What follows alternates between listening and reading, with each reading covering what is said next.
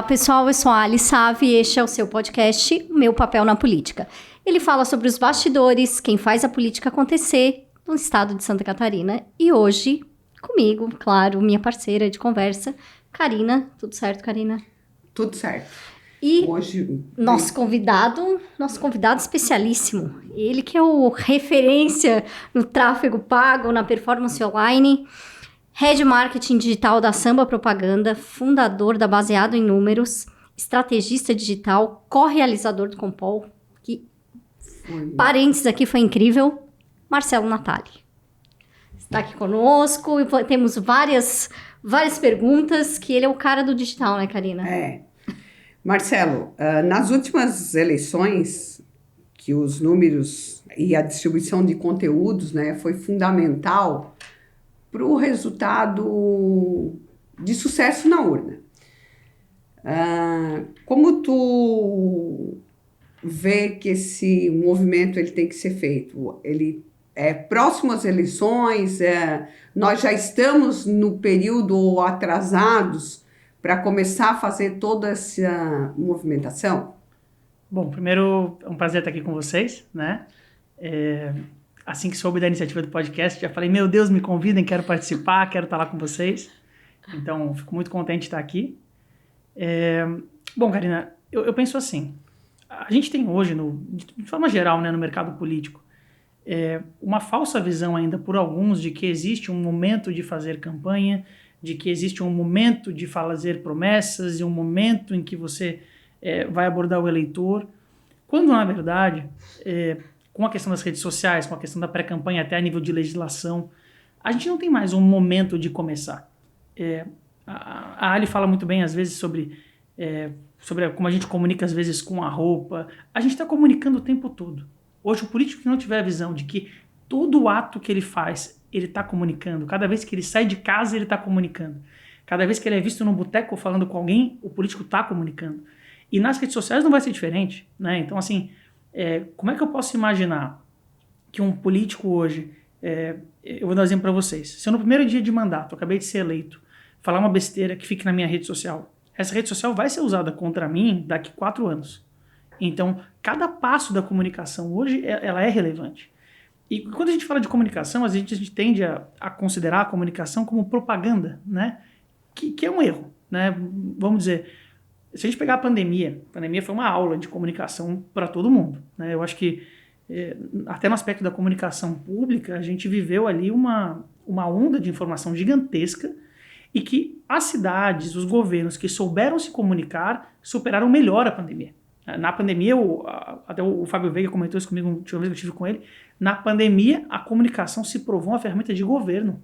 Ela não é uma ferramenta de político A ou B. Os estados comunicaram mal, tiveram piores resultados. Quem comunicou bem teve melhores resultados. A gente está acompanhando isso a todos os níveis. E quando a gente fala aí eu falei de comunicação do político, comunicação dos estados, dos governos, existe a não comunicação, que é quando, por exemplo, o estado abre mão de se comunicar sobre algo e deixa que os ruídos construam a comunicação, né? Você falava ali, Karina, sobre essa questão de quando é o momento certo para começar a campanha, né? Quando é o momento certo para começar a comunicar. A distribuição de material e os números, né? Porque as informações, elas costumam aumentar muito nesse período, né? Exato. O político aumenta a fala dele com o eleitor, né? Nos 45 dias, muito mais. Mas como tu vê isso nos números, né? Porque... Pensa que se a gente considerar que a construção da conexão com o eleitor, ela não é um processo linear, não é assim, agora eu vou me conectar com os eleitores, isso não existe. A conexão é um processo de construção. Então, a pessoa primeiro precisa me conhecer. Ela tem que saber, por exemplo, que existe um cara chamado Marcelo, que é de Florianópolis, que esse cara torce pro Palmeiras, tem 2 cachorras, mora no bairro de Coqueiros. Tem ideias mais ou menos progressistas, mais ou menos à direita ou mais ou menos à esquerda. Esse processo é uma construção.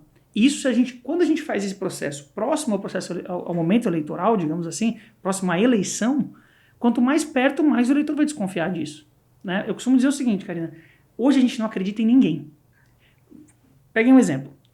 Pegar aqui, Aline, em quem tu confia? Essa é uma pergunta dificílima. Em quem vocês confiam? Né? Isso é geral, isso não é uma questão da comunicação, é uma questão da sociedade. Nós não confiamos tanto na imprensa, nós não confiamos, como já confiamos em outros momentos, em governos. O pessoal não confia nem em vacina.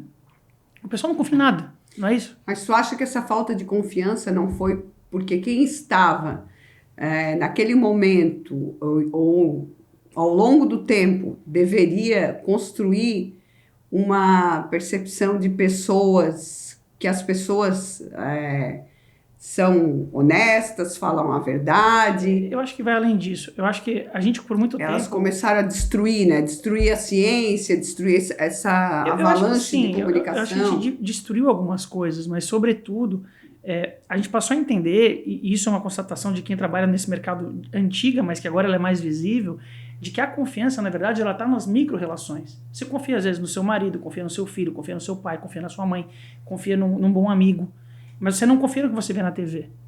E quando a gente fala daquilo que você... Do início da tua pergunta, mas aí, qual é a hora certa? Poxa, se eu só vou conseguir construir relações verdadeiras, de um para um, daquela pessoa que o cara senta na mesa do almoço de domingo e o cara fala, não, pô, o Marcelo é um cara bacana. Opa, então, ali eu tenho construção, porque tem credibilidade, tem confiança, tem influência. Os números que a gente tem que debater hoje não são números do tipo, nós fomos capazes de falar com Santa Catarina inteira. Mas a gente deveria discutir quantos almoços de domingo a gente foi capaz de provocar a discussão. A gente foi capaz de se inserir na discussão da família, nesse núcleo de confiança e de influência, de uma forma efetiva, de uma forma positiva, de uma forma saudável. Eu acho que passa sempre por aí. A busca também pelo saber aonde que vai estar a afinidade, né? Exato. Aonde que tu vai criar a afinidade, sendo e exaltando as tuas características, né? Ali nesse gancho, tem uma coisa que é fantástica, eu sempre debato isso, sabe? No passado a gente ouvia de pretensos candidatos, eu quero ser o cara da saúde, quero ser o cara da educação, quero ser o cara de qualquer coisa. E o que a gente percebeu, e eu dou exemplos bem genéricos em relação a isso, se você perguntar para um eleitor do Lula o porquê ele vota no Lula, ou para um eleitor do Bolsonaro o porquê ele vota no Bolsonaro, a maior probabilidade é que ele te diga o porquê ele não vota no concorrente. Uhum. Mas ele tem uma enorme dificuldade em dizer o porquê ele vota no candidato dele. Isso está diretamente ligado a isso. A gente não consegue mais, como conseguia no passado, né, construir personas políticas baseadas em coisas muito específicas. É tudo muito mais genérico. É mais ou menos assim, o político A é trabalhador, o político B é dedicado, o político C cuida da cidade. São coisas abstratas. Agora, se tu pedir, por exemplo, assim, antigamente se falava muito em obra, né? O cara que faz as obras. Tu até consegue dizer que é um cara que faz muitas obras. Mas se tu perguntar para o cidadão, cite 3 obras, talvez ele não consiga citar. Porque é tanta Nenhuma, né? Nenhuma. Uhum. É tanta informação, é tão fragmentado, que o máximo que a gente consegue é uma visão abstrata de que é bom candidato ou é mau candidato. E aí também pode estar a diferença entre o executivo e o legislativo, né? Que no legislativo tu acaba te identificando com um candidato, acaba te identificando de repente por uma causa que ele defende, e no executivo tu vê de uma maneira às vezes até mais distante, né? É o presidente, sim, é o presidente, então tá, é o presidente. Agora o deputado, não, ele tem que ter alguma característica afim. Sabe que... Pode falar, Karen. Quando a gente vê aí uma assembleia, né, no nosso estado totalmente diferente, com 16 deputados novos, né, a gente vê que realmente essa coisa de criar o político, como disse que estão vindo criando as mentorias, as coisas, teve gente que se criou na rede social de uma forma que agradou aquele eleitor, falava da dor dele, simplesmente ele foi lá e efetuou o voto. Hoje ele não lembra nem em quem ele votou para deputado, né? Cara, eu vou te dar um exemplo. Eu falo muito sobre isso, eu brigo muito que no voto de vereador, de deputado, é muito raro, ainda é muito raro, a gente votar porque a gente gostou de alguém. Eu ainda tenho essa percepção. Eu vou te dar um exemplo. Eu não acho que porque um vereador bota um outdoor, ele vai ser mais votado. Eu tenho uma séria dificuldade em acreditar que um eleitor bate o olho no outdoor ou num santinho no chão e fala, vou votar nesse cara. Recentemente, estava dando um treinamento e tinha uma senhora humilde na última fila, eu devia trabalhar com alguns dos candidatos que estavam ali, e eu falei assim, gente, alguém aqui já votou por causa do santinho no chão? E eu sempre faço essa pergunta. E se ninguém nunca levanta a mão? E nesse dia a senhora levantou a mão. A senhora levantou a mão, eu já votei. Esse caso, esse é o caso 1. Caso 2, eu tive agora recentemente no norte do Brasil, norte e nordeste. E lá, a realidade ainda de compra de voto, de coronelismo, curral eleitoral, isso ainda é muito presente. Então, tu chegar para falar para essas pessoas que um dia votaram porque acharam no chão, ou para o político que está acostumado a fazer eleição comprando voto, aquela política velha que destrói a política, que destrói a boa política, e tu falar para eles que, poxa, tu tem que construir relações, tu tens que gerar conexões, tu tens que se preparar, tu tem que ser capaz de gerar conexão com o eleitor, ainda é ficção. Mas, ao mesmo tempo, quando a gente vai ver os grandes centros, as cidades com IDHs melhores, onde tem menos compra de voto, a gente percebe um outro movimento, que começam a surgir vereadores que não tem um cabo eleitoral, nenhum, tem 0 cabos eleitorais. Um exemplo, assim, eu conheço, estava no Compom, né, a profissional que fez a campanha dele, Deltan Dallagnol, 350 mil votos, deputado federal mais votado da história do Paraná. Uhum.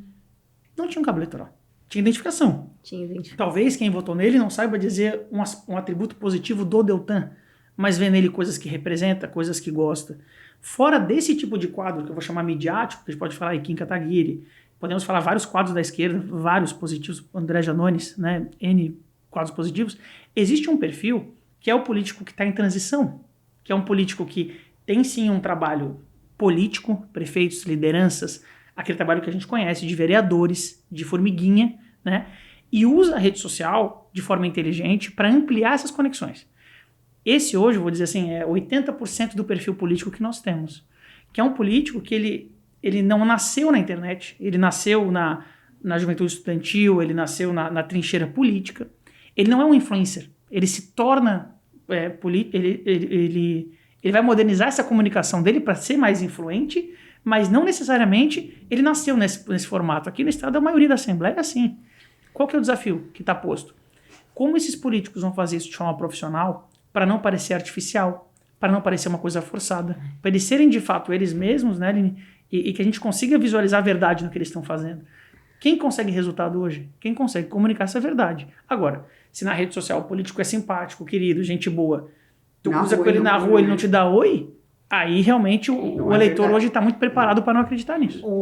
Um exemplo para mim muito, muito presente, porque moro em Balneário Camboriú há muito tempo, é o deputado Egídio Ferrari, que tem a causa animal já há muitos anos fazia um trabalho excepcional como delegado lá.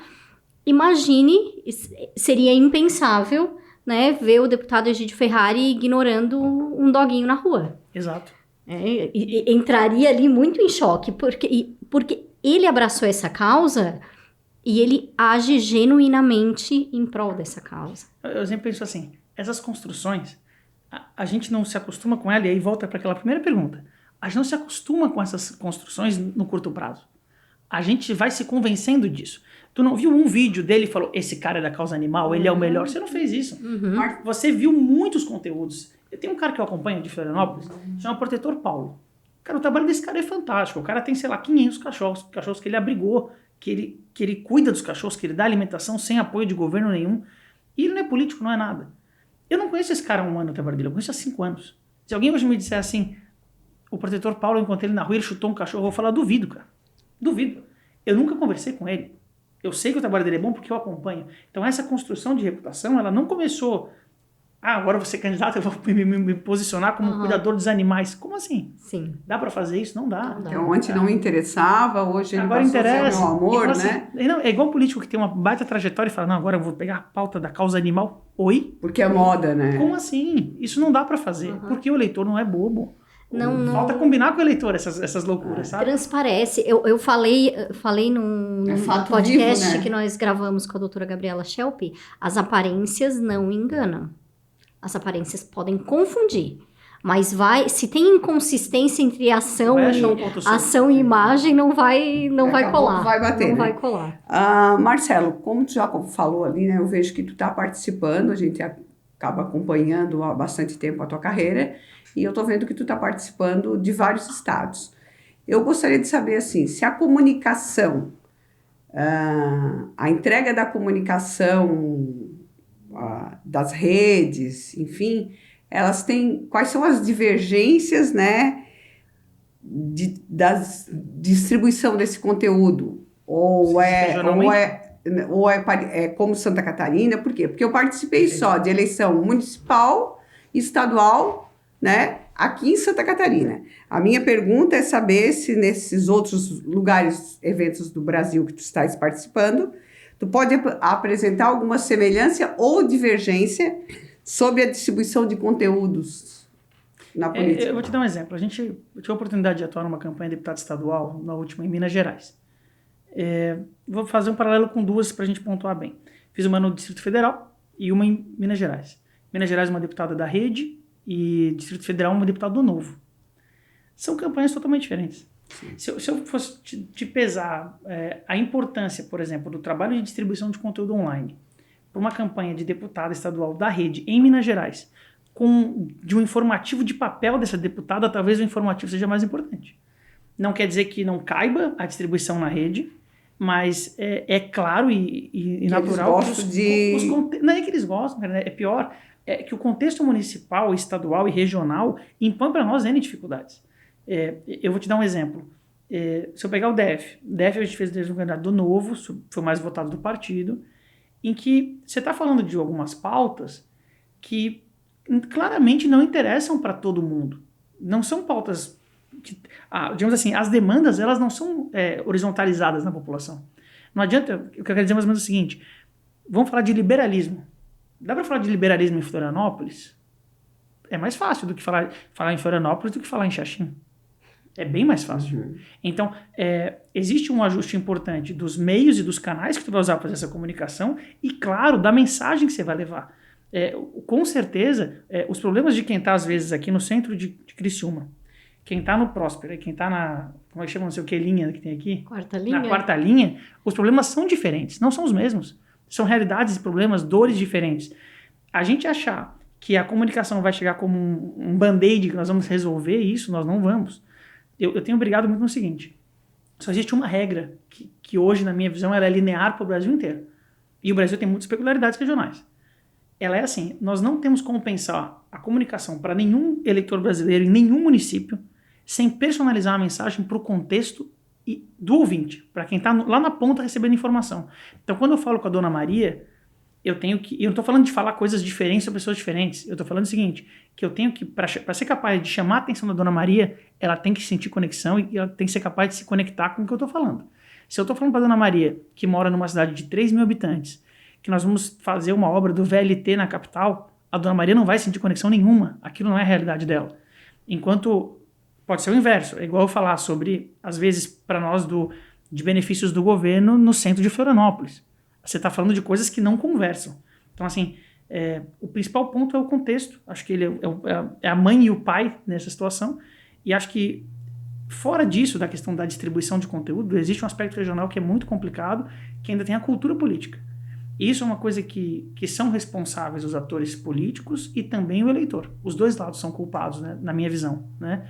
Eu estive recentemente no Maranhão 2 vezes e tu vê lá campanhas super legais, super bacanas, gente profissional estudando, se dedicando, e tu vê um fenômeno que nós não temos aqui, que é o fenômeno dos blogs. É um fenômeno do Nordeste. São as divergências que eu queria entender. O blog é um fenômeno do Nordeste. O blogueiro ele é um influenciador, na nossa linguagem aqui do Sul, só que ele é um influenciador, aspas, pago para bater. Só que esse pago para bater, quando ele encontra um universo com TikTok, por exemplo, em que tu pode viralizar, tem um case, eu vi essa semana passada, de um cara de uma cidade de 30 mil habitantes, que tem um vídeo falando mal do prefeito, que tem 2,8 milhões de plays no TikTok dele. Como que tu vai planejar uma comunicação à prova disso? Tu não vai. Isso destrói qualquer estratégia de comunicação. O que esse cara fez? Uma linguagem simples, a linguagem que eu falei da Dona Maria, ele tá falando a linguagem da Dona Maria, ele vai, tá tudo alagado a cidade. Ele entra com os 2 pés na poça e fala, aqui é a nova piscina olímpica do nosso município, que a prefeitura orgulhosamente está entregando para o cidadão. Aí depois ele vai para uma escola que está pela metade e fala, essa aqui é uma escola que o Elon Musk está incentivando, que os tetos e as paredes são invisíveis, mas ela já está pronta, é um lançamento da prefeitura aqui do nosso município. Cara, é engraçado, tem humor, tem entretenimento. O prefeito está lá tirando foto de barreira, que a gente chama um do lado do outro, tudo de braço cruzado, e tem um cidadão com os pés dentro da lama, fazendo de forma engraçada. O prefeito tem 3 mil puxa-saco vendo, e o outro cara tem 2,8 milhões de plays. Então, assim, esse é um fenômeno que está relacionado à região norte hoje, está muito forte no Nordeste. Todo município do interior tem. Que esse tipo de comunicação também se adapta já em Santa Catarina de uma... Se Vai adapta. funcionar para Não, ela 24? funciona, com certeza. Ela já funciona aqui, ela já existe aqui. Só que existem daí aspectos culturais que dizem respeito, inclusive, à maneira que isso é financiado, né? Vamos lá, hoje não existe um mecanismo legal para que tu pague um blogueiro para falar bem da prefeitura ou mal da prefeitura. Isso é uma gambiarra, né? Isso são coisas que São correm por ajustes fora. que correm. Isso é uma zoeira. Isso é uma Que a coisa gente não corre por fora. conhece, né? É, exatamente. A gente Não viu. isso corre por fora, entendeu? E claro que quando você fala de uma comunicação profissional, tu não está lidando disso. Você está lidando com o que é certo, né? Com construção de imagem, posicionamento, com o que a gente trabalha. Então, são coisas que eu acho que são complicadas de lidar, são realidades ainda do Brasil, e se esses caras existem é porque alguém paga essa conta, né? Então a gente tem que levar isso a sério. Mas, ao mesmo tempo, eu acredito que nas maiores cidades, e conforme a gente vai desenvolvendo uma cultura do cidadão também, de que isso não é correto, de que não dá para aplaudir esse tipo de coisa, a gente começa a conseguir ver uma luz no fim do túnel, que é o seguinte, a profissionalização dos candidatos, uma postura mais ética, mais democrática, uma comunicação mais direta, mais linear, mais transparente, em última instância favorece políticos e eleitores. Todo mundo ganha com isso. Clareza. Né? Exatamente. Clareza. Tem que ser transparente, né, o processo hoje. O cara tá batendo porque ele acha que a creche é ruim ou porque alguém pagou para ele bater? Essa é uma questão complexa. Mas essa é uma discussão que a gente também consegue se tiver uma estratégia bem preparada, né, com verdades, porque quando a gente monta a equipe de coordenação de campanha, o que a gente vai buscar nela é o falar a verdade, né? Sim, porque senão é uma campanha que se destrói muito rápido, Exato. começa a mentir, né? Então, sabe o que pega, cara? Eu acho que a gente tem que ter um cuidado sempre que a gente está lidando com pessoas. Eu sempre bato na mesma tecla. Tudo dentro das regras, tudo dentro do que está posto, do que é claro, do que é transparente. Uma crítica à gestão do prefeito, ela é válida, ela tem que acontecer. Se ela não existir, a gente não precisa nem fazer eleição, mas não tem mais ambiente democrático para debater nada. Agora, existem regras, existem jeitos de fazer, existem até onde eu posso ir com uma crítica, o quanto eu pessoalizo ela. Daqui a pouco o cara tá botando a esposa, o filho no rolo, o negócio tomou uma proporção que é maluca. Então, eu acho que aqui em Santa Catarina, se eu posso fazer essa comparação com Santa Catarina, eu acho que a gente tem aspectos diferentes de lá.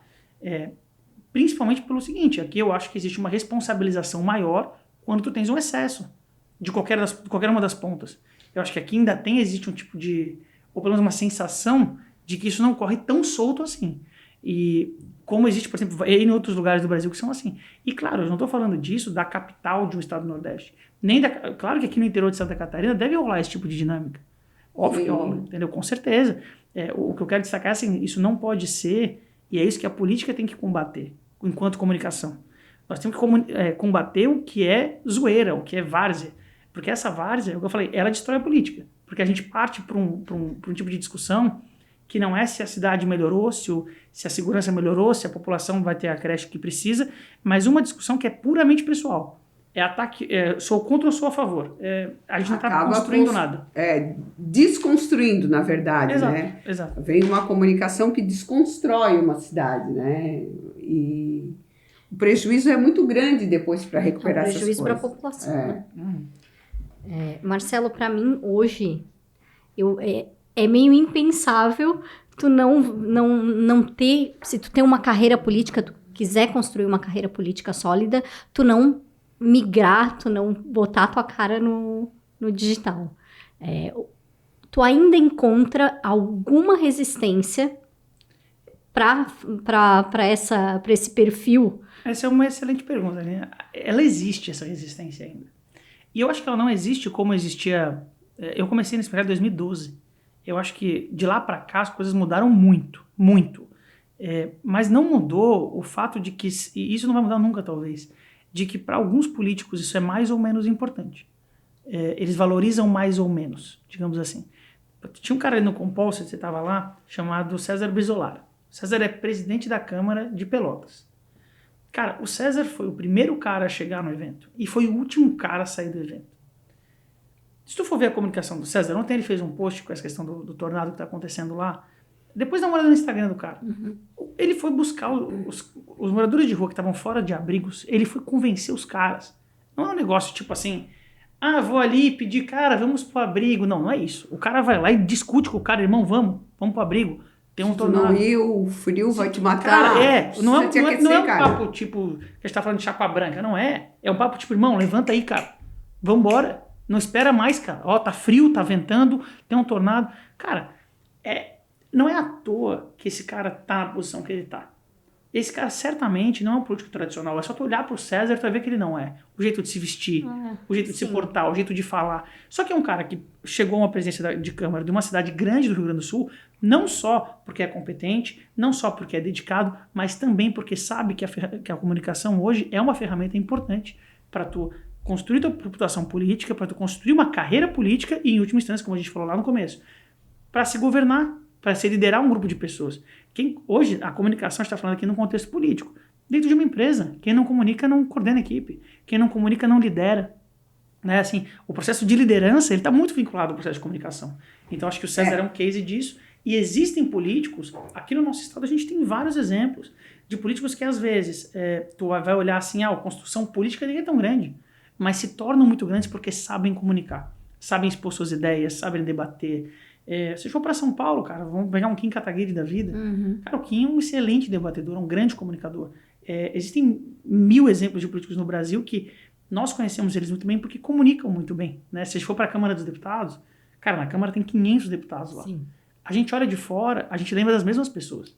E essas pessoas que a gente lembra não são necessariamente os que constroem o dia a dia da Câmara, mas são os caras que sabem comunicar, sabem se posicionar, sabem subir numa tribuna e sabem dizer, olha, construir uma linha de raciocínio, começo, meio e fim, parece coisa boba, mas não é. Nossa, não. E realmente, agora tu falaste, tem figuras que se sobressaem. Super, exato. Tem figuras que... Eu sigo alguns, independente de partido, enfim, porque eu gosto de observar a forma como eles estão reafirmando a imagem deles. E são os que... A gente não precisa ir longe. Eu vou te dar um exemplo aqui de Santa Catarina, não é minha cliente, mas essa questão tu fala da linguagem, você bate o olho e... Aqui quando o Lula esteve aqui na eleição, Bia Vargas, né? Bia Vargas. A Bia Vargas estava com um vestido vermelho, um longo vermelho. Ela chamava atenção naquele palco muito mais do que todas as pessoas que estavam no palco. Mais do que o Lula. Mais que o Lula. E, na minha visão, isso é um acerto. E eu também gosto de acreditar que aquilo não foi por acaso. Gosto de acreditar que ela se planejou para estar ali, vestida daquela forma, e que aquilo posicionou ela como mulher, como liderança política, na minha visão, de uma forma gigantesca, para o Estado inteiro. Essa construção, ela é muito relevante. A gente não pode ignorar isso. Então, assim, não, eu vou num evento, eu vou com qualquer roupa. Calma aí, cara. É o que eu falei, a comunicação não está no post da rede social. Ela está quando o cara está fora da rede social. Hoje, a comunicação está em tudo. A gente fala uma frase mal colocada, às vezes aqui no podcast, esse corte sai e aí? Percebe o que eu estou dizendo? Hoje, o político que ignora isso, tem até um grande amigo meu, Fred, faz um media training, que ele chama de media training, ele dá um nome bonito ali, que é um media training novo. E o cara tá falando mais ou menos isso, cara, tu tá atuando na comunicação, na rede social o tempo inteiro. Você tá no café do shopping, a tua postura falando com alguém, ela tá comunicando. Então a gente tem que hoje estar pronto para isso sempre. A gente não é aleatório nas nossas técnicas, tu não é aleatório no teu trabalho. Perfeito. Então por que com a tua imagem tu vai ser aleatório? Quando tu fala aí, né, Marcelo, que teve o vereador de Pelotas que chama atenção na atitude dele do cachorro e que não é aquele vamos querido, vem aqui, embarca ali. Eu lembro de tempos meus que eu trabalhei, por exemplo, eu trabalhei na delegacia da cidade, eu trabalhei na assistência e, como tá até um fato que está bem agora, né, o ciclone, tudo que a gente está imaginando, eu sempre trabalhei nas enchentes locais. Até estava conversando ali com a menina do dentista, que ela não tinha nascido, mas mora naquele bairro onde foi atingido bastante, acho que em 91, eu tinha 17 anos, eu lembro da cena de carregando telha. Eu acho que isso não são coisas que vêm agora, né? Não, às vezes, agora tu consegue comunicar. Há outras épocas, as pessoas criavam a imagem de ti, né? Tipo, chegar numa enchente e dizer, o carro chegou até lá, o carro chega lá, não, mas eu não vou sair de casa porque eu não vou deixar minhas coisas. Que coisa, vamos, rapaz. Tem aí 2 filhos, embarca aqui, que não sei se nós vamos poder voltar, vamos e acabou a história, né? Sim. Só que a gente não tinha nenhum tipo de comunicação. A comunicação era com quem estava ali, com quem te via. Mas eu acho que essas coisas ficam gravados, né, na cabeça das pessoas. Sabe que o que você está puxando, cara, né? Eu concordo totalmente com ele. Os motivos que fazem com que a gente crie valores positivos das pessoas não mudaram. Eles não vão mudar nunca. Eles são os mesmos. Desde que quando Cabral chegou aqui até hoje, isso não mudou. A gente valoriza nos outros o que a gente valoriza em nós, né? Poxa, eu vejo alguém sendo bondoso, tomando uma atitude boa. Se eu sou uma pessoa do bem, eu valorizo aquilo. Pô, vamos lá, eu tenho 2 cachorrinhas, Aurora e Rita, 2 cachorrinhas pequenininhas. Cara, eu vejo um cachorro na rua atropelado, eu fico ruim da cabeça na hora, eu falo, meu Deus, o cachorro... Eu vejo alguém fazendo uma atitude positiva em relação ao cachorro, cara, automaticamente eu já me alinho àquela pessoa. São valores de empatia, valores ele valoriza o que eu valorizo. E aí tu falou uma coisa que é assim, que eu acho que a comunicação mudou. Eu não acho que a comunicação mudou também. Nós temos ferramentas novas. Né? Eu trabalho na parte de distribuição de conteúdo no tráfego, a gente está aqui gravando um podcast hoje com puta estrutura. Essas coisas, elas são ferramentas novas. O podcast, o YouTube, ou podemos falar de rede social, de TikTok, podemos falar do que for. São ferramentas. Mas não mudaram o fato de que a gente ainda se engaja no que a gente acredita. Eu dou sempre o mesmo exemplo. Quem já vendeu rifa na vida? Já venderam rifa, vocês duas? Eu já. Comprei 4 essa semana. Do teu filho? Não, Quase. comprei 4 essa semana de uma moça Vamos ver se vai bater minha teoria agora. Ela não tem condições financeiras de fazer a formatura dela de medicina e eu comprei 4 rifas. Mas olha só, tu comprou a rifa, qual era o prêmio da rifa? Você nem sabe. Ninguém compra rifa por causa do prêmio da rifa. Eu comprei por ela. Percebem? A Pela gente história. repete a Ou frase? pela pessoa. Comprei pela história. Por ela. E por ela. Por ela. Por ela. Percebe o seguinte, eu sempre falo que quando a gente é criança e vende rifa, a nossa mãe compra a primeira. Ou a segunda, ou as 5, ou todas. E aí a mãe leva pro trabalho e vende pra amiga da mãe. A amiga da mãe não comprou por nossa causa. Comprou por causa da mãe. E a mãe comprou não por causa do prêmio, comprou por nossa causa. A gente cria relações, a gente estabelece relações. A gente leva no almoço de domingo, aí a família inteira remata compra. tudo, Exato. acabou. E eles compram não por causa do prêmio. Eles pra compram te ver. por causa da pessoa. Pra te ver feliz, satisfeito, pra te ajudar. Satisfeito, né? Certo? Essa relação funciona assim para pedir voto para vereador. Funciona assim em qualquer situação que a gente está hoje. Entender esse tipo de relação é entender a influência direta das pessoas. Quem nos influencia? Essa é outra pergunta que eu sempre faço. Karina, quem te influencia? As pessoas vão dizer, quem me influencia é o Steve Jobs, quem me influencia é o Bill Gates. Que me influencia as pessoas que eu convivo, que Perfeito. eu gosto. E a verdade nós influenciamos e somos influenciados, lembra do começo da conversa? Por esse micro nicho, que é quem a gente confia. A gente hoje vê o influenciador na rede social falando, essa caneca aqui, ela é maravilhosa, compra essa caneca, você já bate o olho, propaganda. A caneca nem é tão boa. Então, se a tua mãe chega e fala, filho, comprei essa caneca aqui lá na van, olha que caneca maravilhosa, comprar essa caneca, porque a tua mãe falou que a caneca é boa. Então, Marcelo, aí vem a pergunta, né? Como a gente vem, uma rede nova surgindo aí, né? Então, tudo entrando e tal, escutamos bastante dela no companheiro.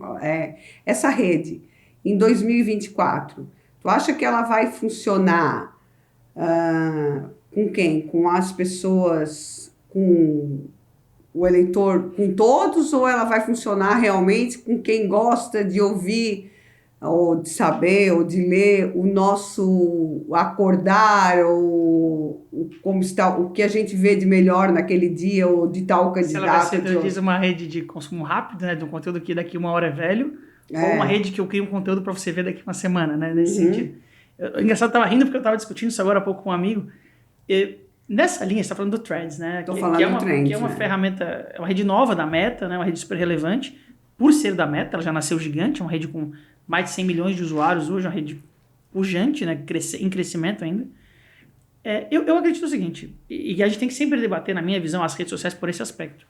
A gente viveu até a era do Facebook, talvez um pouquinho do Instagram, a última era das grandes redes sociais, na minha leitura. Por que eu estou dizendo isso? Porque até certo momento, todas as pessoas que a gente conhecia tinham Facebook.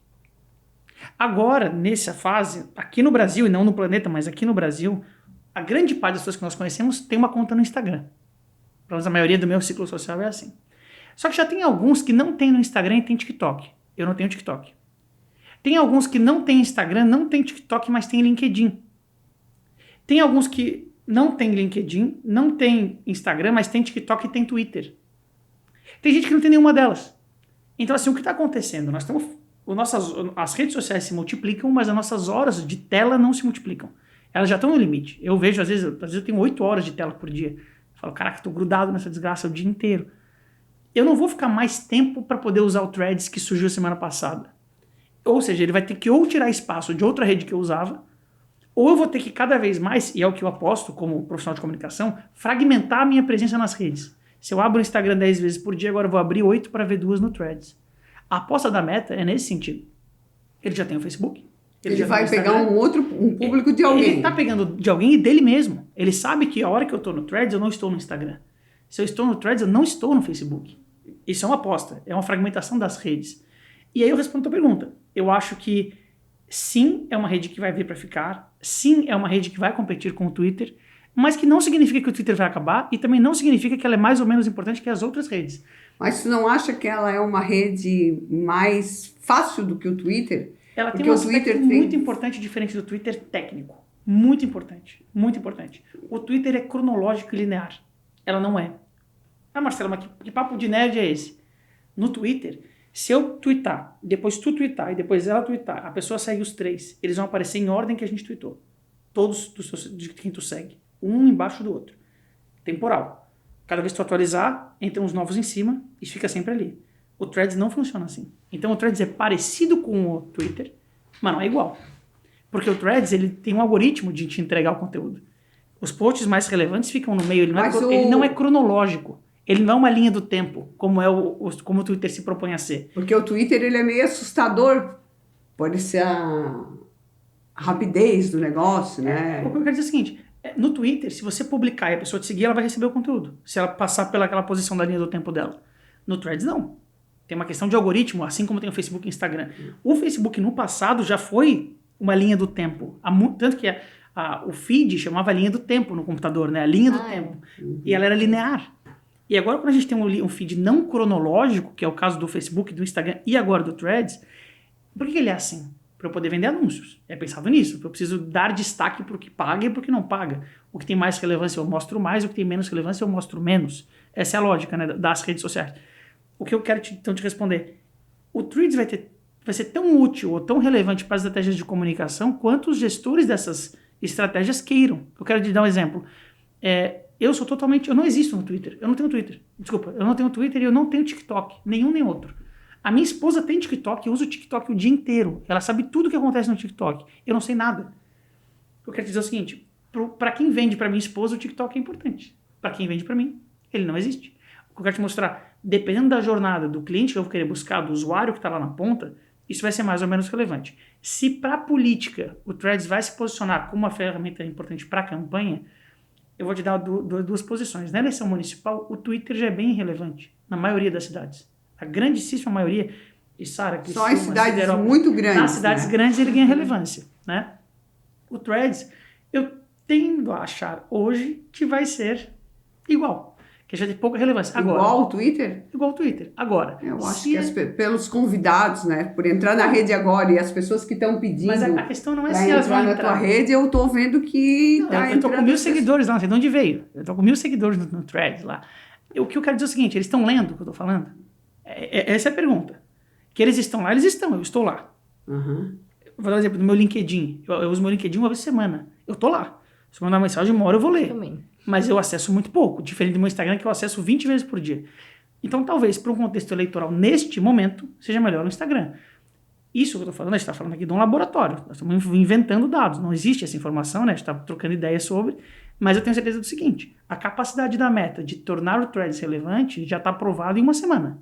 Nós estamos discutindo ele com uma semana de lançamento. Ou seja, ele é relevante. Ele não é tipo assim, algo pode ser que dê certo, tipo... quando veio lá o Snapchat, pode ser que cole. Não, colar ele já colou. Se nós vamos transformar eles numa rotina de publicação de dia a dia, isso a gente vai ter que debater ainda e descobrir na prática. Eu li em algum lugar que o algoritmo que eles usam no Threads é o mesmo que eles usam pro TikTok, é isso? Só que é transformado em texto ao invés de ser para... eu não sei exatamente a regra, assim, sabe, que eles usam. O que eu tenho certeza é o seguinte, ele está muito mais próximo hoje do que a Meta já faz, né? Para mim, o feed deles ficou elegante, ficou clean, é gostoso de ler. Sim. Eu acho uma experiência legal. Claro que ainda não tem anúncio, o pessoal ainda não tá enchendo de vídeo. Por enquanto, tá gostoso de ler. Eu gosto de ler. Eu já vi alguns Eu vídeos, gostei. né? Foi Mas é né? gostosinho, mas não é uma coisa tipo carregada, né? Aquele excesso de informação. Né? Foi realmente isso que eu achei interessante de publicar, porque eu achei limpo, super elegante, Super legal. frases curtas ali que tu consegue e tem a foto, eu achei... Não é que não é uma rede cansativa. Não é E cansativo, principalmente assim, tu consegue criar um conteúdo ali que a própria integração com o Instagram é relevante. Antes a gente printava o Twitter para colocar no Instagram. Agora tu clica ali, compartilhar nos stories, para compartilhar no feed e tal. Cara, é muito bom. Então assim, eu, por exemplo, tenho usado. Gosto de usar. Eu vou te ser sincero que eu tenho consumido pouco ela e tenho publicado mais do que eu consumo. Eu quase não rolo o feed lá. Eu entro, publico, jogo no meu Instagram e ok, saio fora. Mas assim, eu estou usando a rede. Se ela criar novos recursos, e certamente eles vão fazer isso, eles vão trabalhar para aprender a gente mais lá dentro. Sim. A gente às vezes esquece da construção das outras redes. O Instagram não tinha stories. Hoje eu só uso stories. Hoje eu só uso stories, eu mal rolo o feed. Mas se a gente parar para lembrar, só existia feed. Só que você acabava com o feed. Você lembra disso? O feed acabava. Você ia baixando, acabou o feed. Não tem mais nada, não tem mais nada de novidade. Vou ter que fechar. Aí eles falavam, não, preciso segurar o cara mais tempo do que o feed dura. Vamos criar os stories. Vamos estimular o cara a criar conteúdo que vai embora amanhã. Ou seja, ele vai criar sem se preocupar com o conteúdo, então ele vai criar mais.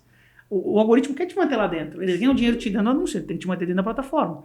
Então a lógica é sempre essa. Por que a gente não usa mais o Facebook? Eu não uso mais. Eu também não. Ele tá lá no meu celular, ele tá instalado e tal. Eu não uso mais. Tem gente que usa. Meu sócio sempre diz, o Neto. Minha mãe. O Neto, meu sócio... Eu tenho muitas pessoas que se comunicam comigo no Facebook. O Neto, meu sócio, fala, cara, ainda vende mais alguns produtos via Facebook do que Instagram.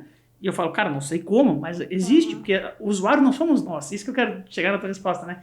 Quem vai definir isso é o próprio usuário. Porque assim, ele vai ser relevante se as pessoas estiverem lá, vai. A rede está pronta para isso. O hábito desse usuário em relação à rede, nós não sabemos, o Threads não sabe, e quem disser que tipo, cravar não vai ser importante está inventando, porque é totalmente especulativo ainda. O próprio Facebook, se a gente pegar aqui um exemplo, o Facebook é relevante hoje a nível de Santa Catarina estadual, Em Criciúma, ele é relevante para a eleição? Mais ou menos do que em outras cidades, entendeu? Então, assim, é diferente falar do Facebook em Xaxim ou em Criciúma, isso eu quero dizer. Sim. Em Xaxim se fala de Eu acho ele mais Facebook, importante do que em Criciúma hoje. se fala de Instagram. Mas, não quer dizer que é apenas essa, mas certamente um é mais ou menos relevante numa praça ou na outra, com certeza. Acho que é por aí. Então, realmente, algumas coisas elas não mudaram, não é? Elas evoluíram. Nós temos que fazer primeiro o diagnóstico, da mesma forma que se fazia lá com o papel, com a caneta, de fazer o diagnóstico, de identificar quem são as pessoas. Eu vou te dar um exemplo, assim, eu acho que tem dois lados. Eu acho que às vezes a gente tem que sim acelerar e ser mais dinâmico, que as ferramentas de agora permitem que a gente seja mais, né? A gente tá mais conectado, é tudo mais rápido, né? E aí, o bom planejamento nunca tem que ficar de lado, porque é muito melhor a gente saber para onde a gente está indo, por que estamos indo, como vamos chegar. Esse planejamento nunca vai morrer, né? Eu acho que eu não sei trabalhar de outra forma, sem planejar. Mas também existe uma questão que a gente tem que estar preparado, que hoje esse planejamento ele não é tão interno mais. O Fabrício Moser lá no Compol usou uma frase que é destruidora. Ele falou o seguinte: a gente passa 6 meses planejando uma campanha. A gente planeja aqui. Eu, a Karina, a Aline vai ser a nossa candidata. A gente define a agenda, roteiro, o que vai falar, quem vai visitar, quais são os programas. Programa 1, 2, 3, 4, 5, faz material, gráfica, não sei o quê. E aí a gente vai ver como é que vai imprimir, como é que vai entregar, quem que vai entregar, qual é a liderança no bairro. E, pô, beleza. É informação que não acaba mais. Aí chega a tia do Zap, enfia lá, bom dia, grupo. E acabou com a estratégia. A gente pensou.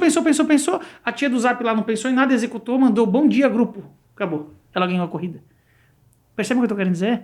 A gente vive numa... acha que a tia do Zap que mandou bom dia, alguém não teve uma estratégia para isso? Eu acho que não. No meio eu acho que a tia do Zap recebeu no grupo de outras tias do Zap e ela mandou lá e pronto, e acabou-se.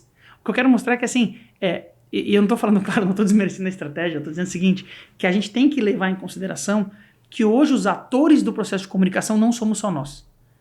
Que assim, ó, a gente todos concorrem tipo assim, ó, não só os concorrentes, mas a população faz parte desse processo. Hoje é muito mais sobre o que a gente falou, de ser capaz de fazer com que esse interlocutor chegue na casa dele e converse sobre o que nós mostramos, do que simplesmente ser visto. Ser visto, eu sempre digo isso, cara, ser visto é uma métrica, desculpa aqui o podcast, uma métrica de merda. Não serve pra nada ser visto. Ah, o político foi visto, e daí? Se fosse assim, cara, ficava parado na rótula da cidade como ele eleito. se ele for visto de uma forma muito diferente, daí... Eu quero dizer o seguinte, o quanto vale ser visto no mundo em que, vamos voltar no começo do raciocínio, que ninguém confia em ninguém? Não vale de nada, é só alguém na placa. Ah, tá escrito lá, candidato José das Couve.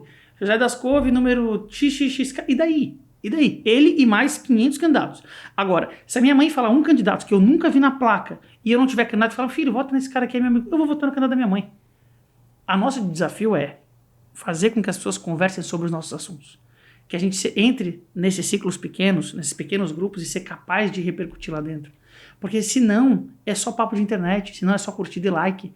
É importante ter muitas reproduções, óbvio que é. A gente quer viralizar, a gente quer, mas eu quero sim que a pessoa que influencia naquele pequeno círculo leve a minha mensagem. Que quando ela vá lá e fale, por exemplo, do deputado que você falou que é da causa animal, que quando eles estão falando de cachorro, ele fala, cara, tem um deputado aqui que faz um trabalho muito bacana, esse cara é diferente. Quando eles falam isso, quando essa pessoa, na boca dessa pessoa que fala, esse deputado é diferente, o nome dele vale 1 milhão, vale tudo, ganhou, é isso. Eleições que funcionam desse tipo de candidato, mais digital, digamos assim, são eleições que a conversa sai da bolha, sai do nosso mundinho da política e a dona Maria está falando do cara. A gente pode pegar o fenômeno do bolsonarismo, ou do lulismo, à esquerda ou direita, isso acontece. Você está às vezes num lugar, esses dias eu estava numa reunião e veio uma senhora na minha mesa e falou assim, não podemos largar a mão do nosso presidente Bolsonaro, amém, e saiu da mesa.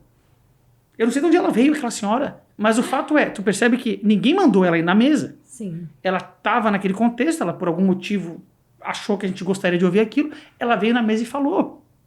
Esse ponto não é a Globo falando, o SBT falando, o Litoral Sul falando, é a Dona Maria, que não fala de ninguém, tá falando bem do cara.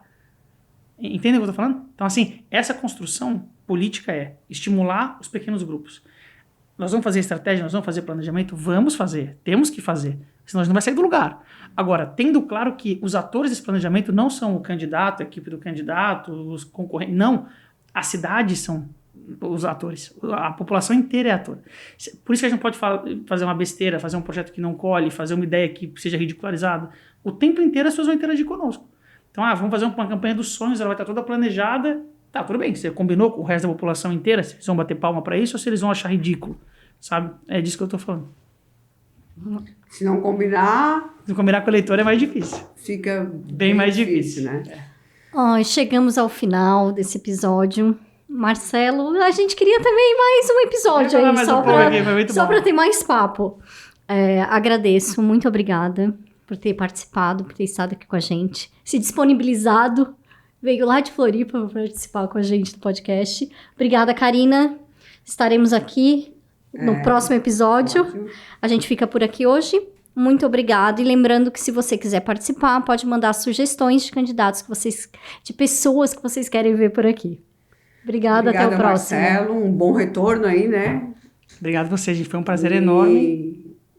Foi um prazer te receber hoje aqui e mostrar o que eu tanto falava, né? Então hoje tu veio ver e não, gente, assim, é um prazer enorme, desejo longa vida ao podcast de vocês. Fico feliz de ser um dos primeiros a vir aqui. Saibam que eu sempre digo o seguinte, esse nosso mercado, vocês estão falando aqui de nós na política, né? Eu na política, que é o tema do podcast. Existem muitas pessoas que estão nesses bastidores, né? Gente da comunicação, do jornalismo, da publicidade, da assessoria. Então, vocês têm aqui, gente, em Santa Catarina, certamente uma infinidade de bons nomes que podem estar nessa cadeira aqui. E me sinto honrado de ter um dos primeiros a estar aqui. Então, contem sempre comigo e foi um prazer enorme estar com vocês aqui. Obrigada. Muito obrigada, Marcelo.